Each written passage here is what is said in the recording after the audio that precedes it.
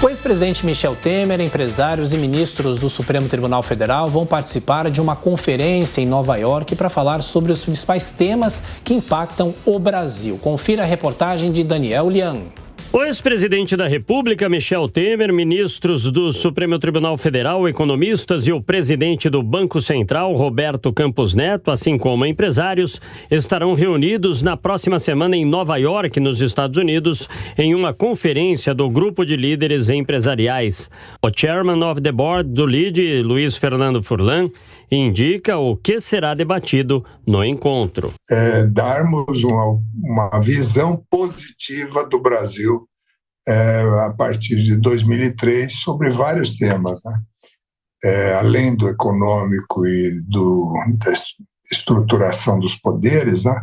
Nós vamos ter também, vamos conversar sobre meio ambiente, sobre questões que, obviamente, essas que estão agora em baila, né, de combate à pobreza, de auxílio de R$600, tudo isso vai surgir.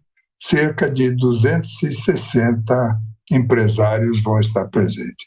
O ex-ministro do Desenvolvimento prega a união para que o país possa caminhar rumo ao desenvolvimento. Passadas as eleições, né, todos nós brasileiros, né, precisamos olhar para o futuro com uma certa união. Adversários em campo, né, eu sou corintiano, você sabe, né, mas eu não deixo de confraternizar com meu irmão que é palmeirense, mesmo que um dos dois times tenha vencido no confronto direto, porque no final das contas, adversários não são inimigos, né?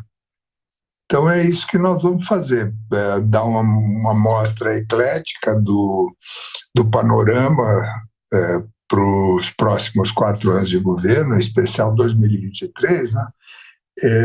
Motivando investidores e pessoas que têm já interesses no Brasil ou que possam se interessar. O evento acontece nos dias 14 e 15 de novembro no Harvard Club, em Nova York. Pois é, nesse fim de semana, ministros do Supremo foram hostilizados em Nova York. E para comentar as notícias do dia, temos já aqui conosco o deputado Paulo Eduardo Martins, Diogo Schelp, também Roberto Mota. Mota, começando por você. E essa participação de empresários em Nova York, já a expectativa para o próximo governo. Bem-vindo. Bom dia, Lívia, seja muito bem-vinda. Bom dia, Tiago, bom dia, Diogo, bom dia, Paulo, bom dia a toda a nossa audiência. Duas coisas muito interessantes acontecendo ao mesmo tempo, Tiago. A fina flor da elite mundial está se dividindo entre dois piqueniques bacana.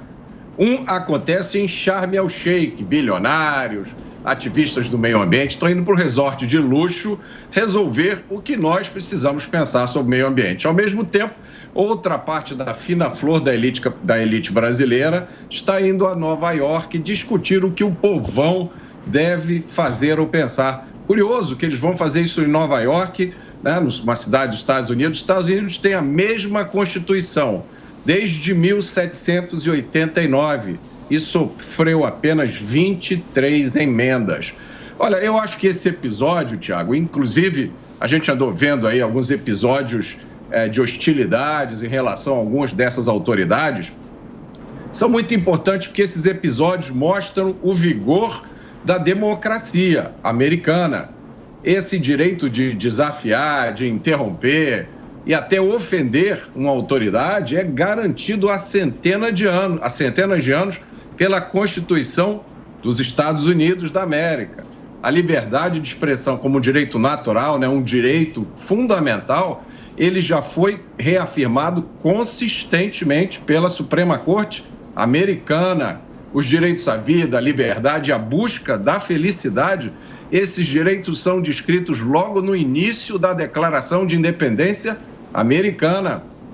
Enquanto isso, a gente acabou de ver na notícia anterior, o Ministério Público Federal trabalha pela identificação dos financiadores de protestos pacíficos e democráticos, porque eles podem estar fornecendo comida e banheiros químicos. É por isso, entre outras razões, que os Estados Unidos são um dos países, ou o país mais rico do mundo, onde a população goza de garantias da sua liberdade desde a independência, em 1776. Enquanto isso, no Brasil, a cada 40 ou 50 anos, a gente produz uma nova Constituição, sempre feita por uma elite presa às mesmas ideias atrasadas e que só olham para o passado. Agora, Diogo Schelp, você acredita que essa hostilidade contra ministros nos Estados Unidos é reflexo, sim, dessa intensa polarização que a gente tem acompanhado nos últimos anos, especialmente em ano de eleição? E com essa promessa de pacificação que traz o novo governo, essa tendência, essa agressividade deve se arrefecer? Como você vê essa movimentação? Acredito que não vai se arrefecer, Lívia. Bom dia a você, bom dia ao Thiago, Mota, deputado, bom dia a todos que nos acompanham. Olha, sem dúvida, essa agressividade, esses ataques que têm ocorrido contra ministros que a gente tem visto, são resultado dessa polarização, mas também são resultado de uma certa politização do nosso Poder Judiciário, da nossa Suprema Corte, né? Foram decisões polêmicas que ocorreram, nós tivemos inquéritos abertos de ofício, tivemos situações em que decisões foram tomadas que iam além, né, do mérito da questão.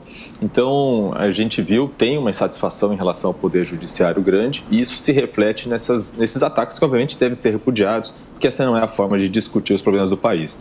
Eu acho que a forma correta de discutir os problemas do país é mesmo reunindo pessoas que têm algo a dizer, que têm algo a oferecer. Pode ser discutido aqui no Brasil, pode ser discutido em Nova York, não importa onde. E principalmente nessa questão da economia é essencial. E eu acho interessante a escolha do ex-presidente Michel Temer para participar de um debate como esse, porque Michel Temer, ele fez um governo de transição ali, né, entre Dilma Rousseff e o governo Bolsonaro. Ele começou a arrumar a casa em seu governo, recebeu o estado da economia em situação precária, começou a arrumar a casa, enfim, os princípios, né, os mais básicos ali, principalmente de responsabilidade fiscal, as questões da Petrobras também que começaram a ser arrumadas ali, começou a se discutir da reforma da Previdência, que depois foi aprovada no governo Bolsonaro. E o Michel Temer, ele teve uma circunstância de negociação com o Congresso mais difícil do que teve Lula em seus 2 primeiros governos e do que terá Lula em seu próximo mandato. Então, Lula, ou o PT, ou o próximo governo, poderia sim olhar para o que foi feito no governo Temer para entender que é preciso ouvir o Congresso no próximo governo. Caso contrário, terá muitas dificuldades de governabilidade. Deputado Paulo Eduardo Martins, o que você destaca desse evento em Nova York e as hostilidades contra os ministros do Supremo? Bem-vindo. Bom dia, Thiago. Bom dia, Lívia. Bom dia, Roberto. Bom dia, Diogo. O Diogo falava aí sobre discussão do país, ambiente para discutir o país, mas é bom lembrar que no Brasil esse ambiente já está bastante comprometido. Você tem alguns temas que são proibidos, você já não pode discuti-los, sob o risco de ser acusado de atentar contra a democracia. Só por isso já demonstra que nós não temos mais um ambiente sadio de discussão, ou temas ou pessoas autorizadas a discutir. E a discussão num ambiente realmente livre, ela é aberta para qualquer um e sobre qualquer tema. Isso já é passado, porque essa é uma previsão que existia na nossa Constituição de 88, mas hoje nós vivemos já a Constituição alexandrina, que nós não sabemos bem quais liberdades ela nos concede. Esses protestos que ocorrem lá em Nova York contra os ministros do Supremo, eles são consequência natural de coisas que nós estamos vendo aqui. O protagonismo que o Supremo Tribunal Federal ele alcançou no Brasil, ele não é visto em nenhum outro país do mundo. E isso não vem de agora, é um processo que em construção, que eu entendo que o seu marco inicial foi no julgamento do Mensalão, onde o foco da sociedade foi todo para aquele processo que envolvia vários políticos, e ali houve a contaminação política da corte. Somada a isso, às transmissões dos julgamentos pela TV Justiça, onde cada um, então, entendeu que havia um palco ali para brilhar. Inclusive, nós vimos, por parte deles mesmos, alguns ataques a colegas do próprio Supremo que são bizarros. Barroso já chamou o Gilmar de pessoa de maus sentimentos, o Joaquim Barbosa já acusou o Gilmar Mendes de possuir capangas no Mato Grosso. Então, não venham colocar no conta do povo essa situação. É uma construção que vem de cima para baixo. Já não podem mais participar de eventos no Brasil, exceto em ambientes puramente controlados. Então, realizou-se esse fórum, não por essa razão, mas viabilizou-se a presença dos ministros nesse fórum em Nova York, e os brasileiros lá sim, conforme o Mota descreveu, com a liberdade que a Constituição americana lhes garante há muitos anos, foram lá manifestar os seus sentimentos. E os ministros estão provando qual é o preço por essa exposição. O próprio Alexandre de Moraes, em outra ocasião, declarou que a crítica, o protesto é um direito das pessoas e quem não gostar não pode comparecer ou se expor ao debate público. Agora, ele está entendendo qual que é o preço que se paga por ser a junta, membro da junta de toga que resolveu governar o Brasil sem ser eleita por ninguém. Mota? É preciso dizer com todas as letras, nós estamos vivendo no Brasil um período de medo. Quem não está com medo é porque ou não se deu conta do que está acontecendo ou porque está engrossando o coro daqueles que dizem as coisas certinhas, permitidas pela cartilha politicamente correta. Esse medo, ele está afetando todo mundo. Ele não poupa nem parlamentares com mandato, os que estão terminando o mandato e os que vão entrar agora. Medidas como censura, cancelamento e investigação policial estão sendo usadas para calar as pessoas. É preciso que se diga isso sem nenhuma hesitação. Qualquer pessoa que escrever uma frase no Twitter hoje que saia da linha oficial permitida para a expressão no Brasil, pode acordar amanhã sem o Twitter, com as suas contas bancárias congeladas ou com a intimação para depor na polícia.